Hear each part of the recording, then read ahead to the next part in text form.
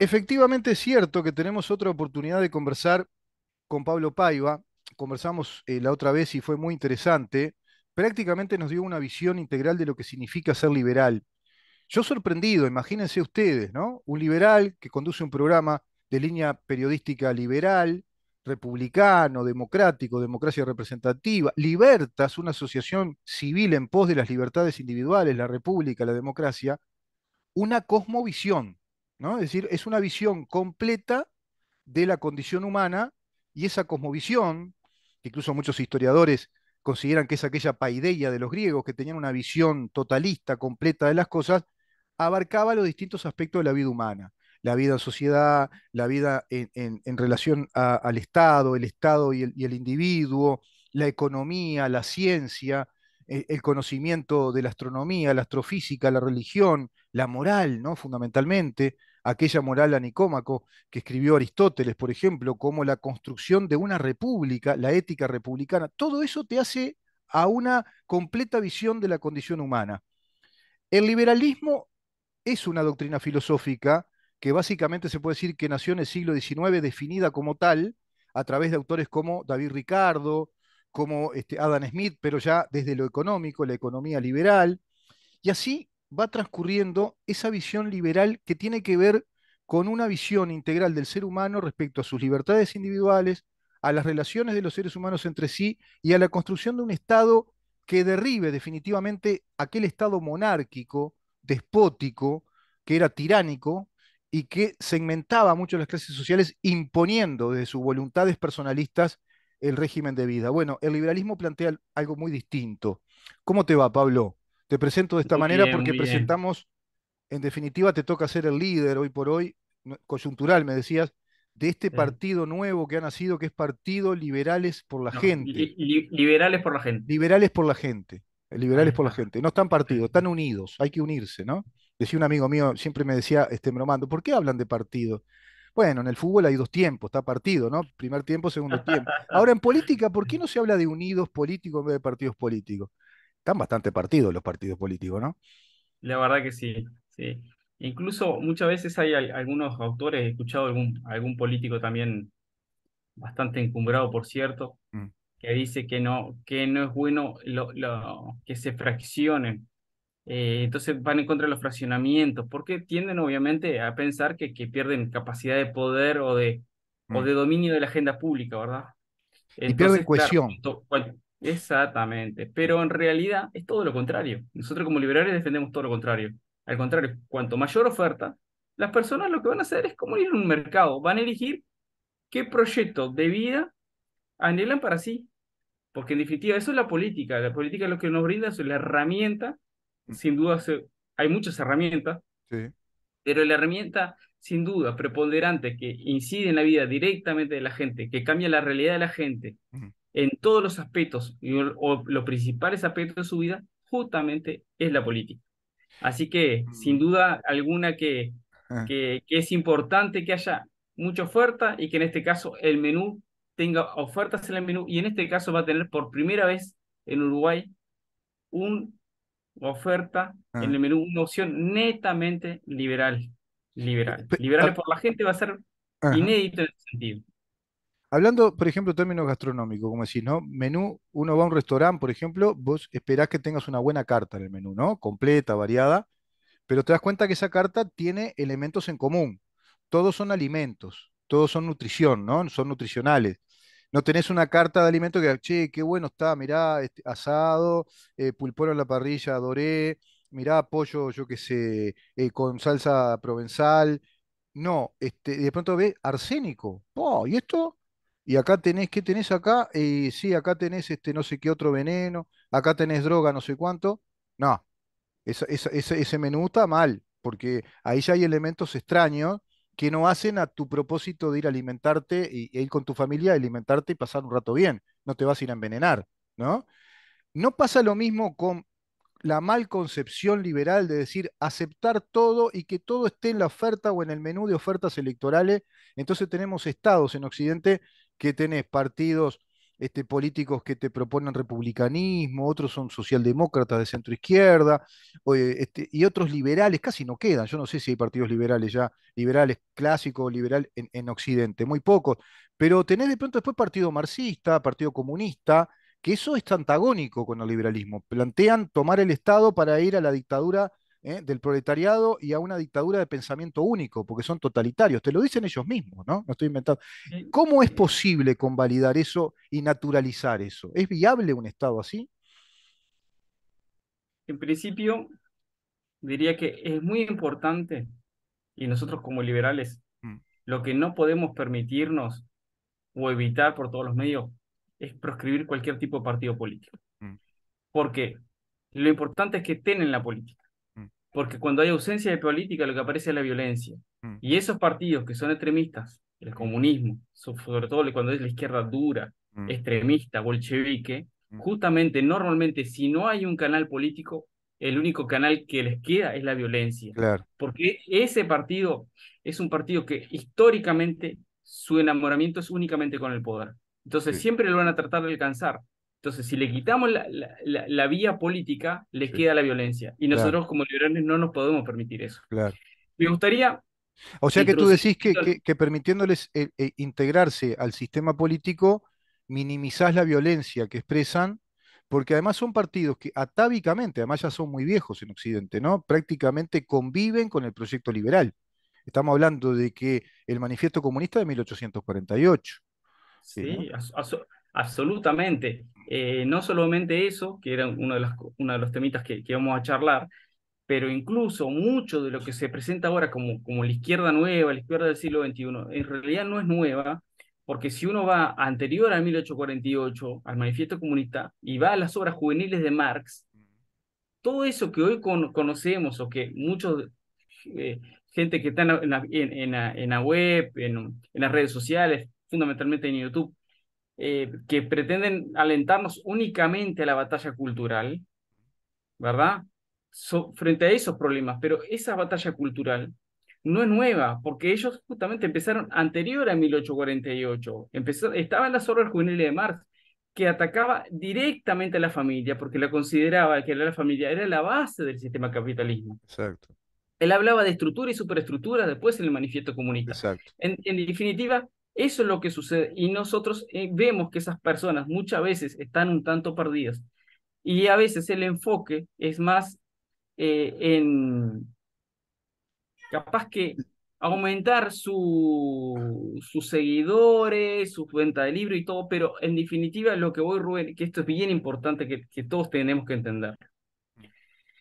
Esto viene programado desde hace muchísimo tiempo, Eh, desde hace más de un siglo. Entonces, lo ganaron políticamente. Entonces, la batalla no se puede dar únicamente culturalmente.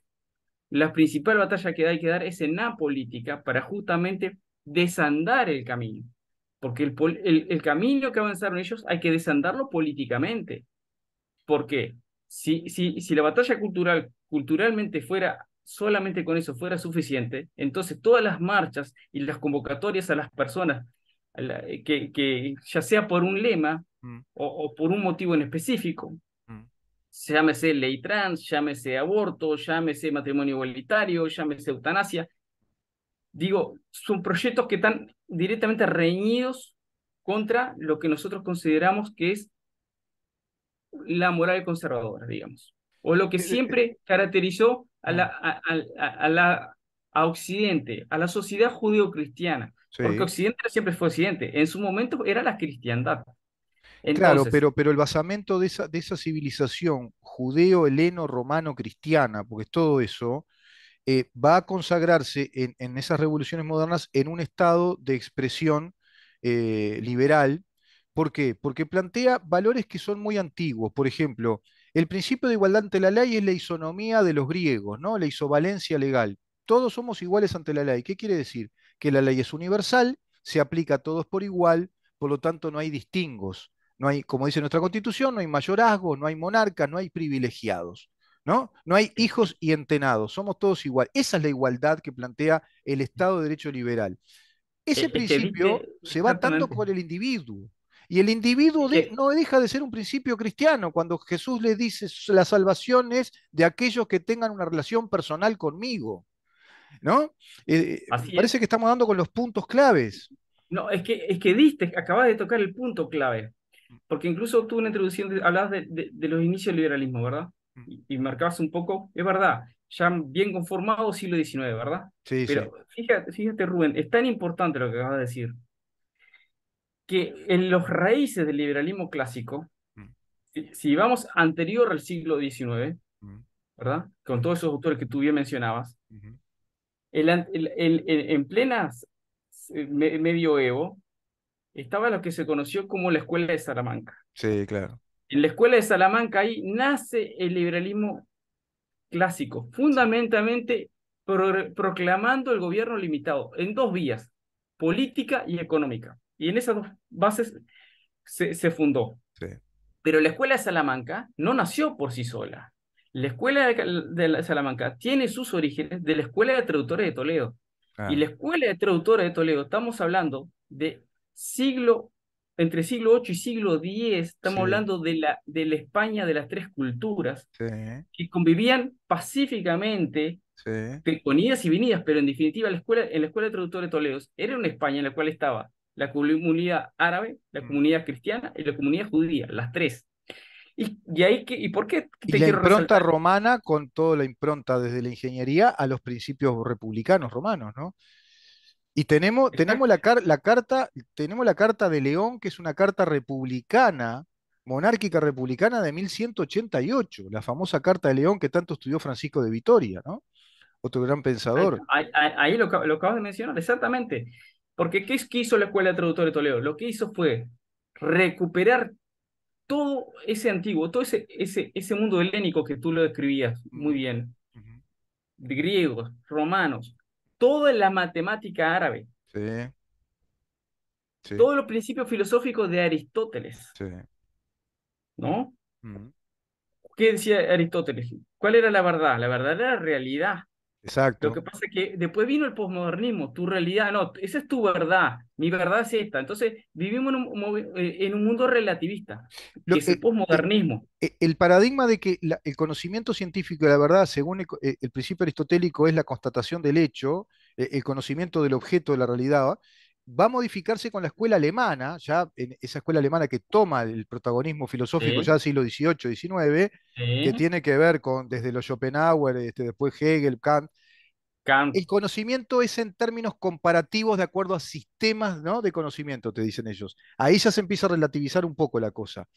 Y después de sí. todo eso, que Hegel es uno de los padres de esa posmodernidad con su dialéctica. Bueno, pero Hegel Mm. fue inspirador de Karl Marx, que es a lo que Claro, vamos, al manifiesto claro, comunista. claro. Por eso yo Hegel fue siempre, inspirador de Karl Marx. yo siempre le digo a mis amigos, mirá que la semilla, la simiente, como dice Martin Amis, un gran escritor británico, periodista de investigación, cuando escribe Coba el Temible, que narra todo el archivo desclasificado de Alexander Solzhenitsyn y te muestra el perfil de Stalin. Koba, le decían Koba a Stalin porque ruso quiere decir el terrible, porque era un psicópata de chiquilín, como es ahora este señor que gobierna Rusia, muy parecido. Bueno, ¿qué te dice Martín Amis? Que el hijo retardado de Occidente, él califica al marxismo como el hijo retardado de Occidente.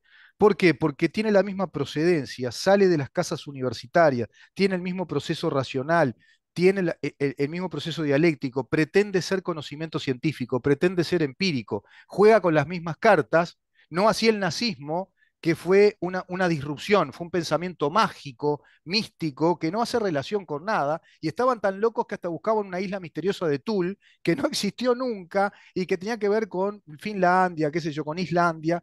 Sí. Pero en cambio el marxismo se construye, como tú bien decís, como partido, nace de esa Alemania. Y en Alemania nace el hijo retardado de Occidente. Alemania tiene un conflicto tremendo porque es algo así como el Jano Bifronte, te desarrolla el liberalismo también, son un país industrial, moderno, hoy por hoy con una democracia con principios republicanos muy firmes, un país que es modelo en muchas cosas, en lo económico, en el capitalismo, una Volkswagen con 63.000 empleados, por ejemplo, una tecnología bárbara, pero por otro lado convive con el comunismo, convive con los pensadores que lo originaron. Y ahí está Marx, el manifiesto comunista, Engels, Proudhon, ¿no? Es decir, hay mucho pensamiento alemán que se vincula a eso que tú decís, que rompe con la familia como la base de la sociedad, como lo dice nuestra Constitución, que rompe con la igualdad ante la ley, que rompe con la propiedad privada, infraestructura y superestructura, dijiste.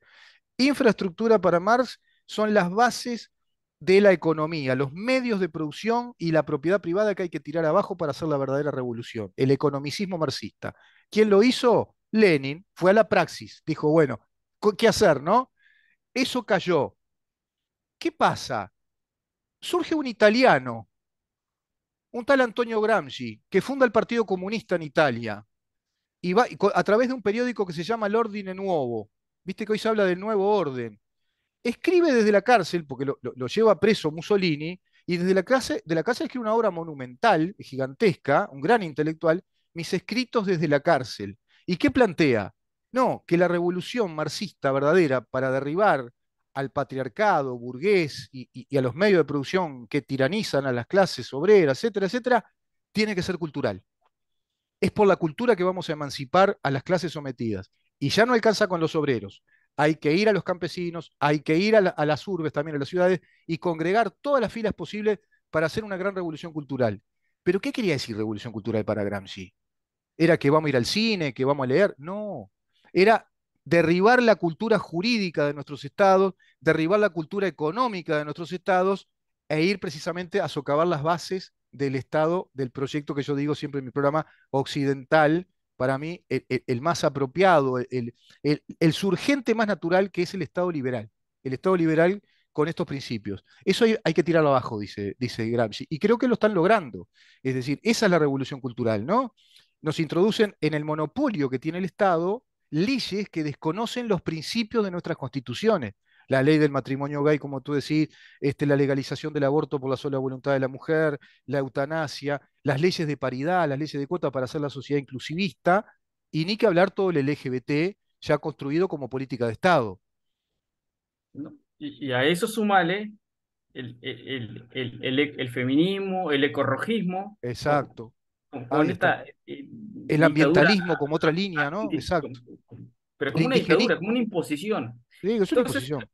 lo que es muy claro, Rubén, que hay dos modelos que son antagónicos. Sí. Y como digo yo siempre, el centro no existe. El No, no, centro no existe. no. Podrá tener algún matiz y esto, pero en definitiva, socialdemocracia, comunismo, socialismo, la izquierda puede ser más blanda, más dura, o sea, puede tener diferentes colores, o sea, presentarse de diferentes formas, pero siempre socialismo. ¿Y por qué son antagónicos? Es el aceite y el agua, ¿no? Exacto, tal No se cual. puede. entre el aceite y el Eh, agua, ¿qué hay? No hay una cosa, no se es, mezclan. es, es como muchas veces escuchamos, no, porque los extremos se tocan.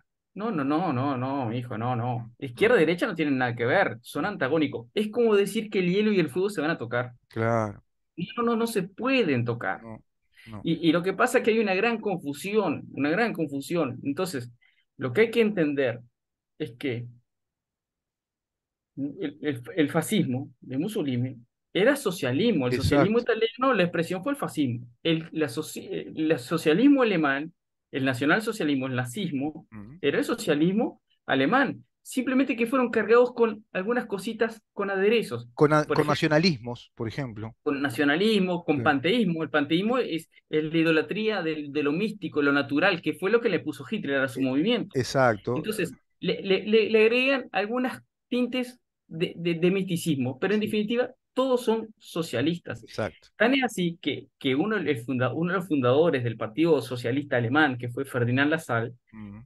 define el socialismo, y no lo voy a definir yo, estoy yendo a un fundador Sí, sí, del socialismo alemán y que fue firmante del manifiesto comunista que vamos a tratar a exacto. Que continuación. ese partido fue cooptado por el Führer, por Hitler, claro. Lo veían tan buen orador que lo llamaron para integrar el partido, que era un partido socialista integrado a la Internacional Comunista, claro. Y, y Ferdinand Lassalle, ¿cómo define el comunismo? ¿Cómo lo Es, define? es la religión Ah, cuyo Dios es el Estado. claro, claro, Es la religión cuyo Dios es el Estado. O exacto. sea, Occidente, la cristiandad, el quien tiene una cosmovisión cristiana de la vida, Trascendental, eso, ¿no? Trascendente, pasa a tener una exactamente. visión encerrada sobre sí mismo. por eso son modelos absolutamente Opuestos, antagónicos. antagónicos. Sí, sí, Y cuando en 1848 deciden, se juntan comunistas, socialistas, sí, movimientos obreros, sí, movimientos sindicales obreros, y que sí, dijeron, bueno, está, todos queremos ir contra esto, ¿verdad? sí, ¿Eh? sí. Los unía el derribar El modelo esa base liberal del occidental, que modelo. eran las democracias Exactamente. republicanas con la propiedad privada. Era eso. Exactamente. Entonces dice, bueno, ¿qué tenemos que hacer? Bueno, redactaron el manifiesto comunista como diciendo, bueno, tenemos nuestras diferencias, bueno, está, pero en esto, este es nuestro programa, este es nuestra hoja de ruta. Claro. Entonces, ¿qué sucede? Lo más importante y lo medular del manifiesto comunista es su capítulo 2. ¿Y por qué? Porque marcaron tipo, así como los 10 mandamientos de la Biblia, y se Sí, hicieron un decálogo. sí, Hicieron sí, 10 puntos. Si sí. cumplimos con estos 10 puntos, vamos a tener éxito. Pablo, ¿será también su propio origen judío y la formación quizá en el judaísmo? Porque viste que el marxismo tiene mucho de sustitutivo de principios cristianos, pero transformados hacia las antípodas, ¿no? Es decir, el comunismo tiene como Dios el Estado, la religión es el opio de los pueblos, este, lo que era trascendente en la cosmovisión cristiana, es decir, un ser cósmico que nos puede salvar en el alma si nos comportamos de tal manera para tener una vida eterna, trasciende nuestra condición humana. En cambio, en el comunismo nos convertimos en algo encerrado, somos agentes de una revolución para construir un Estado en este mundo material, de ahí el materialismo dialéctico, donde la filosofía marxista no tiene el vuelo místico ni metafísico que tienen las filosofías tampoco que no son marxistas, que son las que interpretan el mundo de las ideas, ¿no? Lees a Platón, entonces, tiene otro aire, otro oxígeno. Es un mundo cerrado sobre sí mismo. Culpa el capital. Absolutamente. Los capitalistas son los culpables, los que tienen los medios de producción. Y la única igualdad posible es la de los derechos sociales, porque en el socialismo se concibe al Estado como una corporación de clase y el Estado socialista es un ser social, te dicen los socialistas marxistas. No, no existe el individuo. Y viste que cuando son condecorados y son premiados ellos, es porque fueron un gran agente revolucionario, no porque sos Pablo Paiva, que te comportaste como un padre de familia y te recibiste de abogado o lo que sea. No, porque sos un agente revolucionario, porque estás en el ser social integrado. ¿Qué diferencia total? Es un mundo. Occidente, vamos cerrando la nota, nos quedan 8 minutos, pero ¿no te parece que Occidente, a partir de ese manifiesto que es la hoja de ruta, que es la carta de principios doctrinarios filosóficos que va a inspirar todo un devenir histórico del gran adversario y enemigo del proyecto occidental liberal, es el duelo que está teniendo siempre Occidente? Es el debate permanente y hoy se le infiltró muchísimo, ¿no? El enemigo. Pero no solo eso, sino que yo diría que, que como solución, obviamente que es un fracaso, pero es el proyecto político más exitoso que ha habido, porque de hecho se han hecho con el poder. Y yo voy a lo siguiente, Rubén. Mm, Uno puede decir, no, pero hoy por hoy Uruguay es gobernado por una coalición de partidos, se supone que es una coalición multicolor, coalición republicana, en definitiva, pero lo que yo voy es que no desandamos el camino. no, Somos la derecha que nos está en la oferta electoral, en definitiva. Pasa a ser una derecha mala, porque es una derecha que pretende contener al enemigo. sí, Pero el socialismo uno no lo puede contener. El socialismo va avanzando, sí, avanza hasta acá, ¿verdad? sí, Lo contengo. Ley del péndulo, se va a este gobierno, viene otro gobierno allá, y él sigue avanzando, porque él no se va a detener sí, donde estaba, sino que va a seguir avanzando para cumplir con estos 10 puntos. exacto, exacto. Entonces, ¿qué sucede? La única forma de desandar es quitarles el sartén que lo tienen en el mango, Mm, pero es que hay que desandar el camino. claro. Pero nosotros, si leemos el manifiesto comunista Y y eso, y miramos los 10 te puntos, dejo ir a los 10 puntos, pero eso tiene que ver con cuando ellos vinieron al gobierno, si bien ya fue construido este Estado como un Estado muy socialista desde Valle, evidentemente, y está el campo de orégano que le fue mucho más fácil a los marxistas uruguayos que a otros en otras partes del mundo, porque ya encontraron un Estado muy estatista, con paradigmas estatistas, prácticamente ya es socialista. Bueno, ellos le agregaron elementos que ahora están en boga y que imperan como una dictadura cultural e ideológica del poder, todo lo que nombramos. Ellos en poco tiempo decodificaron los principios o los mandatos constitucionales y nos legislaron un Estado paralelo que desconoce la Constitución.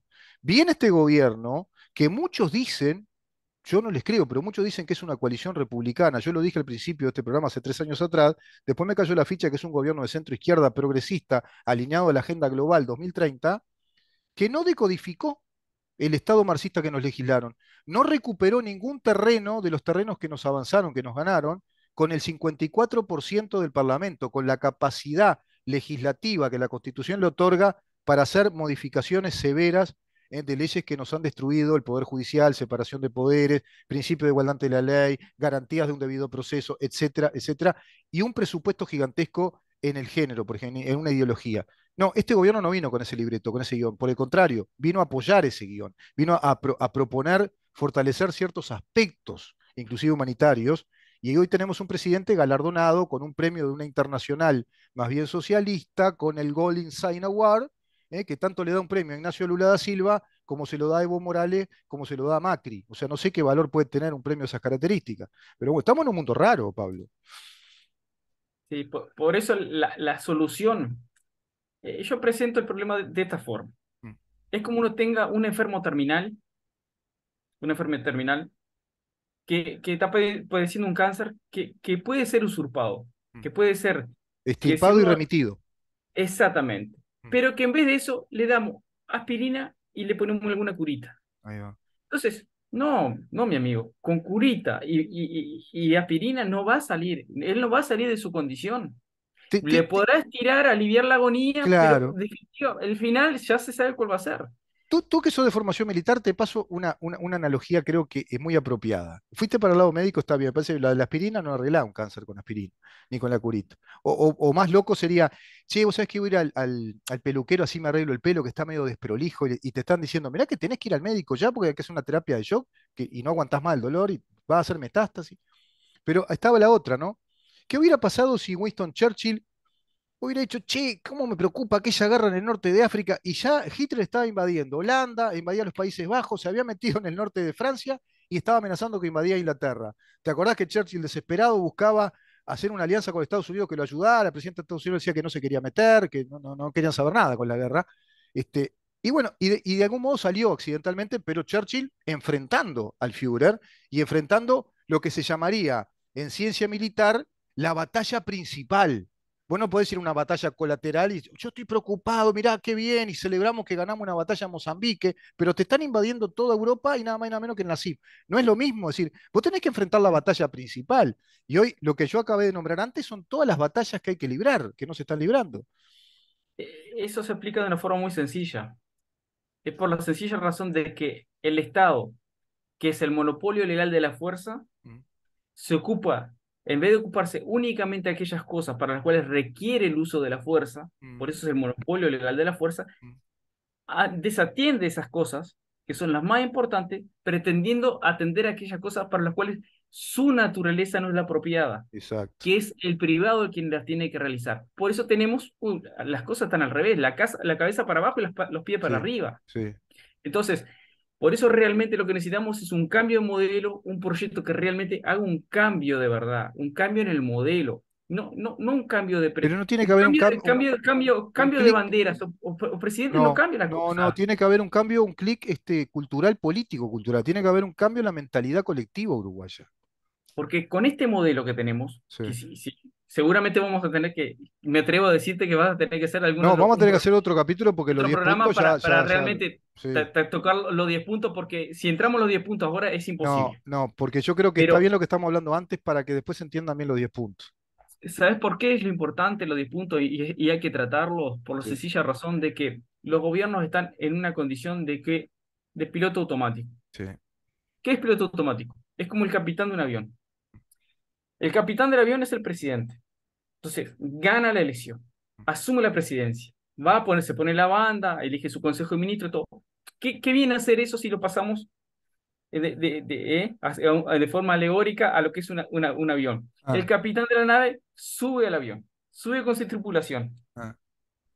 lo hace despegar, ¿verdad? Sí, Todo eso hace todo el piloto. sí, Cuando está en el aire, sí. que es cuando tiene que empezar a gobernar, pone piloto automático y se va a charlar con una azafata, a tomar un cafecito, ¿me explico? Y ahí viene el accidente de los Andes.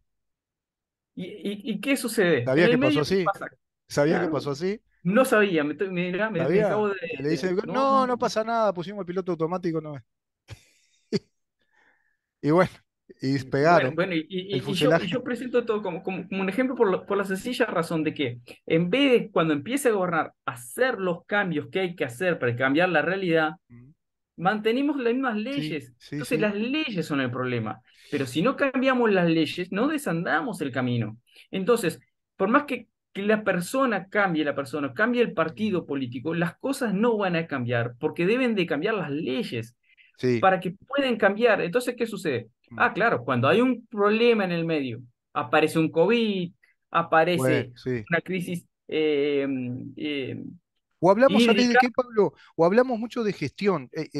Dice, No, en no, no. coincidencia con lo que tú decís, la economista Diana Mondino, que va a ser diputada por mi ley, una docente además universitaria de economía, por supuesto una economista liberal, decía, no se trata de la gestión, habla de lo mismo, se trata de la estructura, la infraestructura del Estado y hay que modificarla estructuralmente al Estado. Por ejemplo, ustedes me hablan de gestión, yo no quiero que tenga buena gestión la ministra del Ministerio de la Mujer, porque el Ministerio de la Mujer hay que sacarlo, no tiene que tener buena gestión. No, no tiene Ah, que haber buena gestión en el MIDES, el MIDES no tendría que existir en el país, porque no tenemos que tener un Estado asistencialista, porque el Estado asiste porque le quitó mucho a la gente, entonces después le tiene que dar algo. ¿No te parece que tiene que ver eso el piloto automático y cerramos la nota con esto? Con la falta de voluntad para hacer esos cambios estructurales porque están alineados también a un modelo muy estatista y ya muy reglamentado internacionalmente. Yo lo veo así. Es un gobierno que tiene es un que libreto que no tiene eso en la voluntad, no está en el libreto del gobierno hacer esos cambios. absolutamente. Tan es así que cuando hagamos el programa y toquemos esos 10 puntos y te presente las soluciones para esos 10 puntos, que es la alternativa, que me atrevo a decir que la única alternativa real en este país va a ser liberales por la gente. No tengas ninguna duda, porque es el único que va a presentar un cambio de modelo. Bien, Pablo.